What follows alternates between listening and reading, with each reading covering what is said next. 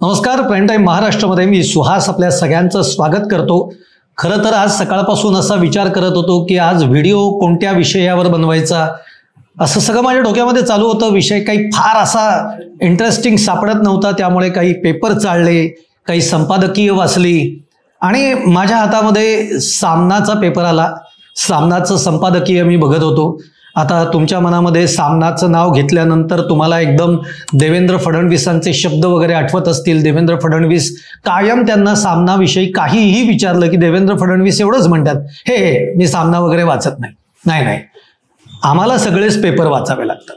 सामनाच काय, कुठलाही पेपर तो वाचायचा, त्यातल्या बातम्या बघायच्या, प्रत्येकाने बातमी कशी लिहिली आहे त्या बातमीचं तुम्ही बघा, प्रत्येकाच्या बातमी देण्याचा प्रकार वेगळा असतो. प्रत्येक पेपरमध्ये जर तुम्ही बघितलं, प्रत्येकाचं संपादकीय वेगळं असतं.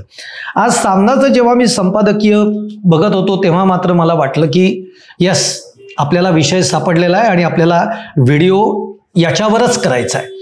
आता अर्थातच आजचा सामनाचा जो विषय आहे संपादकीय, तो छगन भुजबळांच्यावरच आहे. छगन भुजबळ काल त्यांनी मंत्रिपदाची शपथ घेतली. अत्यंत सगळं गोपनीय पद्धतीनं झालं. म्हणजे कालपर्यंत कुणाला खबरबात सुद्धा नव्हती, कुणाच्या मनी ध्यानी सुद्धा नव्हतं आणि एकदम राजभवनावर जाऊन छगन भुजबळ यांनी मुख्यमंत्री, दोन्ही उपमुख्यमंत्री यांच्या उपस्थितीमध्ये मंत्रिपदाची शपथ घेतली. आता त्यांच्याकडे खातं कुठलं येईल वगैरे हा सगळा पुढचा मुद्दा येईलच, पण मंत्रिपदाची शपथ त्यांनी घेतलेली आहे. मंत्रिमंडळामध्ये त्यांची वर्णी लागलेली आहे, ज्यामुळे आतापर्यंत छगन भुजबळ हे नाराज होते. नाराज याच्यासाठी होते कारण देवेंद्र फडणवीस मुख्यमंत्री झाले आणि त्यांचं सरकार जेव्हा सगळं बनलं त्यामध्ये छगन भुजबळांना मात्र डावललं गेलं. त्याच्यामध्ये एक 2-3 जणांना डावललं गेलं. त्याच्यामध्ये अब्दुल सत्तार असतील किंवा तानाजी सावंत, छगन भुजबळ यांना डावललं गेलं. कारण त्याच्यामध्ये फडणवीसांना असं दाखवायचं होतं किंवा फडणवीसांना एक इमेज अशी तयार करायची होती की माझं मंत्रिमंडळात जे मंत्री असतील त्यांच्यावर कोणतेही आरोप, डाग असे नसावेत, अशा पद्धतीची एक दक्षता त्यावेळेला फडणवीसांनी घेतल्याचं आपल्याला बघायला मिळतं. आणि म्हणून छगन भुजबळांचा समावेश हा त्या मंत्रिमंडळामध्ये नव्हता. त्याच्यावरनं छगन भुजबळ प्रचंड नाराज राहिले. इतके नाराज की छगन भुजबळांचा जर स्वभाव आपल्याला माहिती असेल तर त्यांनी थेट आपल्या पक्ष नेतृत्वावरच हल्लाबोल केला, जे सहसा कोणी करत नाही. नाराजी व्यक्त होते पण त्यांनी थेट अजित पवारांवरच हल्लाबोल केला. म्हणजे एका पत्रकारांनी त्यांना प्रश्न विचारला की तुमचे पक्षप्रमुख, राष्ट्रवादीचे पक्षप्रमुख, तेव्हा ते म्हणले कोण पक्षप्रमुख? इथपर्यंत मजल मारू शकणारा नेता म्हणजे छगन भुजबळच. असो, पण मग सामनामध्ये आज त्यांच्याबद्दल येणार हे अपेक्षित होतं, त्याप्रमाणे मी बघितलं. आता खरं तर काल मी संजय राऊतांवर व्हिडिओ केलेला होता. तो संजय राऊतांच्या एकूण सगळ्या वक्तृत्व शैलीविषयी, संजय राऊत जे काही दररोज माध्यमांच्या समोर येतात, बातम्या देतात, बातम्या तयार करतात, त्यांच्या बोलण्यामुळे बातमी तयार होते, ती दिवसभर चालते वगैरे वगैरे, असं सगळं एक कोड कौतुक मी काल संजय राऊतांच्या याचं केलेलं होतं. पण आज मला जेव्हा जेव्हा वाचला तेव्हा त्यातले 2 मुद्दे मात्र मला प्रकर्षाने खटकले आणि म्हटलं की आज बातमी याच्यावर आपण करायची, याच्यावर आपला विषय आज करायचा. आता सामनामध्ये त्यांनी, हे बघा, आता मी आधीच क्लिअर करतो की तुम्हाला माहिती आहे, म्हणजे शिवसेना उभाठा गट हा कायम शिंदे गटाला मिंधे गट असं म्हणतो. त्यामुळे मी काही मिंधे वगैरे असं शब्द वापरणार नाही. मी जिथे त्यांनी मिंधे वापरलंय तिथे मी शिंदे असंच म्हणून वापरणार आहे. पण जिथे जिथे मी शिंदे बोलीन तिथे तिथे सामनामध्ये मिंधे असं लिहिलेलं आहे, हे मात्र तुम्ही गृहीत घ्या. आता त्यांनी असं लिहिलेलं आहे की फडणवीस आणि शिंदे भुजबळांच्या मांडीचं करणार काय, असं हेडिंगच त्यांनी दिलेलं आहे. त्यांनी पुढे असं म्हटलेलं आहे की उपमुख्यमंत्री शिंदे यांच्या जीवनातला अत्यंत कसोटीचा क्षण आलेला आहे आणि त्याबद्दल त्यांनी त्यांचे पक्षप्रमुख अमित शहा यांच्या दारात जाऊन हैदोस घातला पाहिजे. देवेंद्र फडणवीस यांनी छगन भुजबळ यांना मंत्रिमंडळामध्ये घेतलाय आणि एकनाथ शिंदे यांना यापुढे भुजबळांच्या मांडीला मांडी लावून बसावं लागणार आहे. कुठे गेलं, बसावं लागणार आहे.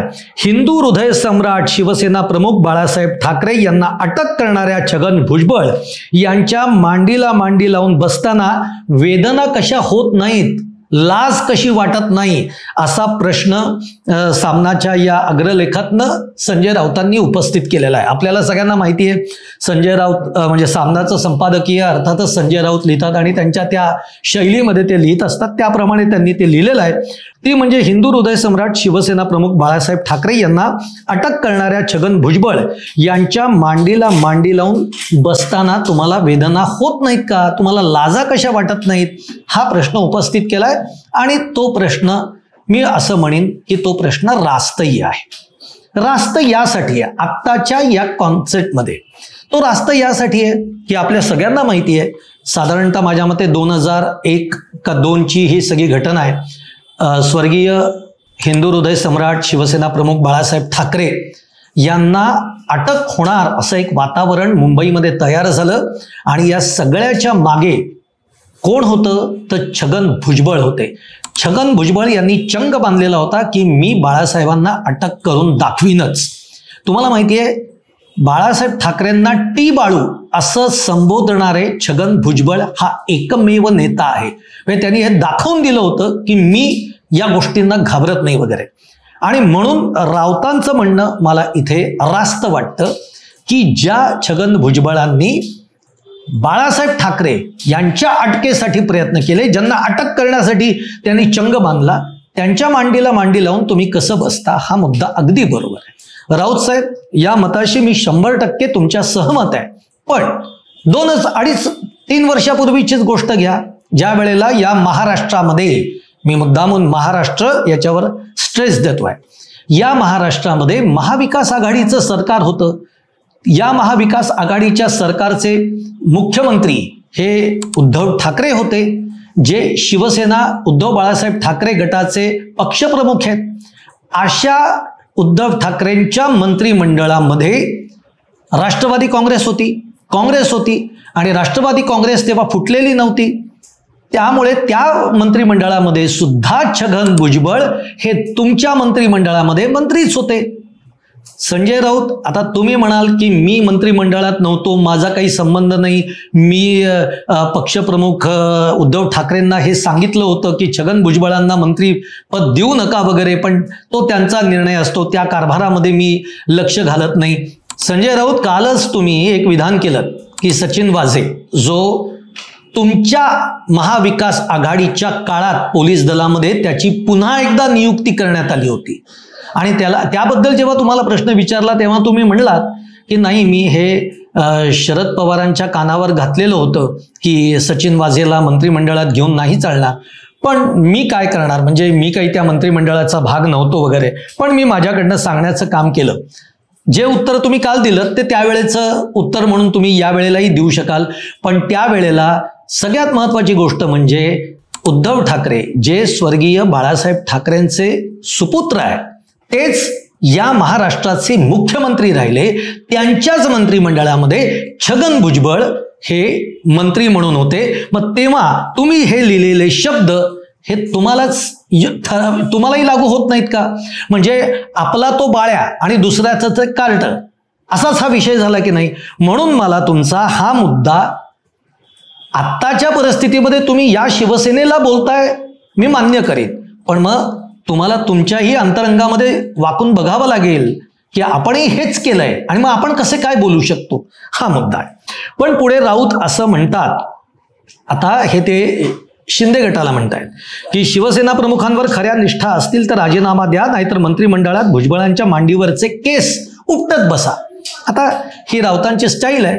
तेव्हा तुम्ही राजीनामे दिले नाहीत कोणी, किंवा पक्षप्रमुख उद्धव ठाकरे सुद्धा म्हणले नाहीत की हे जर मंत्रिमंडळात असतील तर मी मुख्यमंत्री म्हणून राहणार नाही इथे. वडील होते तरी तुम्ही हे सगळं मान्य केलेलं आहे संजय राऊत. त्यामुळे या गोष्टीमध्ये फार हवा राहत नाही असं माझं म्हणणं आहे. आता या सगळ्यानंतर परत एक गोष्ट याच्यातनं अगदी संजय राऊत अत्यंत बरोबर लिहिलेत. भुजबळ आणि अजित पवार यांची जागा तुरुंगातच आहे. अशा लोकांच्या मांडीला मांडी लावून मुख्यमंत्री ठाकरे बसतात, यास काय म्हणावे. त्यामुळे ठाकरेंचं सरकार आम्ही खेचणार आणि भुजबळ अजित पवारांना चक्की पिसायला पाठवणार असं फडणवीस रोज बोलत होते. हे अगदी बरोबर. संजय राऊत हा मुद्दा मनोमन पटला आणि याच्या विरुद्ध कुठलंही माझं भाष्य असणार नाही. काय म्हणजे भाजपकडे अशी कुठली, ज्याला म्हणतो ना आपण की या भाजपच्या त्या वॉशिंग मशीनमध्ये कुठलाही माणूस टाकला की तो स्वच्छ होऊन बाहेर येतो, असं जे मशीन आहे भाजपकडे, त्यावेळेला देवेंद्र फडणवीस असं म्हणत होते की छगन भुजबळ आणि अजित पवार यांनी या राज्यामध्ये एवढा भ्रष्टाचार केलेला आहे की या दोघांना मी शेजारच्या बराकीमध्ये जेव्हा बघीन तेव्हाच मला बरं वाटेल, अशा पद्धतीने, आणि तुम्ही यांच्याबरोबर कसं काय मंत्रिमंडळामध्ये बसताय, असा सवाल देवेंद्र फडणवीसांनी उपस्थित केलेला होता. पण चित्र सगळं बदललं देवेंद्र फडणवीसांच्या काळात, आणि आता तर महायुती आहे. अजित पवार हे देवेंद्र फडणवीसांच्या अत्यंत जवळचा एक पक्ष आहे, राष्ट्रवादी, असं सगळं चित्र आपल्याला बघायला मिळतंय. म्हणजे राऊत, तुमच्या या मुद्द्यावर मात्र 1000% मार्क्स तुम्हाला मी दिले, कारण आणि आपल्याला त्याच्यावर बोलताही येणार नाही, कारण तुमच्याकडे नाही आहे तसं वॉशिंग मशीन की त्या वॉशिंग मशीनमध्ये टाकलं की सगळे भ्रष्टाचाराचे आरोप धुतले जातात. अहो, यावरूनच अंजली दमानिया काल चिडलेल्या होत्या.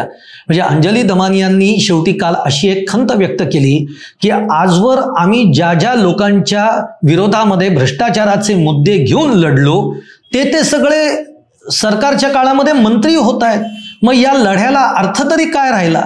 म्हणजे एक प्रकारे तुम्ही त्यांना मंत्री करून आम्हाला हा संदेशच देताय की तुम्हाला काय लढायचं ते लढा, तुमच्या लढ्याला आम्ही काही किंमत देत नाही. आणि खरंच आहे, तशा पद्धतीची स्थिती ही राज्यामध्ये आहे. आणि ती केवळ, मी तुम्हाला एक सांगतो, ती केवळ काय भाजप, काँग्रेस, राष्ट्रवादी सगळेच पक्ष यामध्ये सामील आहेत. सगळेच आपापल्या सोयीनं हे राजकारण करत असतात आणि सगळेच या पद्धतीचं राजकारण करतात. पण तरी हा मुद्दा राऊत अगदी 100% नाही, 1000% बरोबर आहे. शेवटी आता राऊतांनी त्यामध्ये भुजबळांचं कौतुकही केलेलं आहे, कारण एक काळ भुजबळांनी जो काही शिवसेनेमध्ये काढलेला आहे आणि शिवसेनेच्या मध्ये उभारणीमध्ये भुजबळांचं देखील जे काही योगदान आहे याचं स्मरण राऊतांना सुद्धा आहे. भुजबळांनी एकेकाळी महाराष्ट्राच्या अस्मितेचे लढे लढलेले आहेत, तुरुंगवास सहन केला, मराठी माणसाचे प्रश्न त्यांनी हिरिरीने मांडलेले आहेत.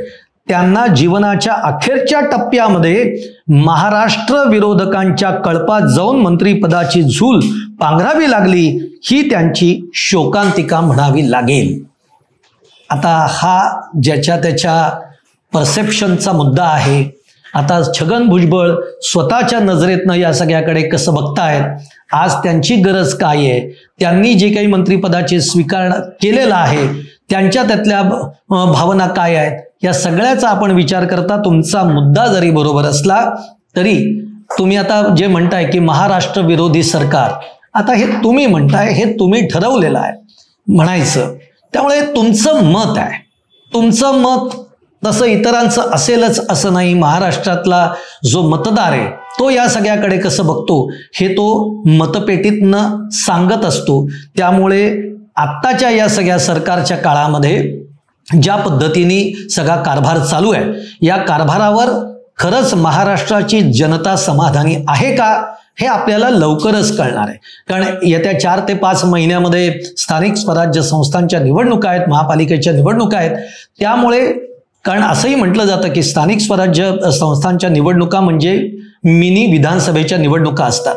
त्यामुळे याच्यामध्ये जे काही मतदान होईल किंवा मतदार जो आहे तो जो काही कौल देणार आहे त्याच्यावरनं हे स्पष्ट होईल की लोकांना खरंच या गोष्टी रुचतायत का, आवडतायत का, का लोकांना हे पसंत नाही आहे आणि लोकांनी ते नाकारलेलं आहे. हे चित्र येणाऱ्या काही काळामध्येच आपल्याला कळेल. त्यामुळे तुम्हाला माझा हा व्हिडिओ कसा वाटला हे तुम्ही जरूर कळवा, आणि तुम्हाला आवडला असेल तर तो लाईक करा, शेअर करा आणि आमचं चॅनल सबस्क्राईब करा.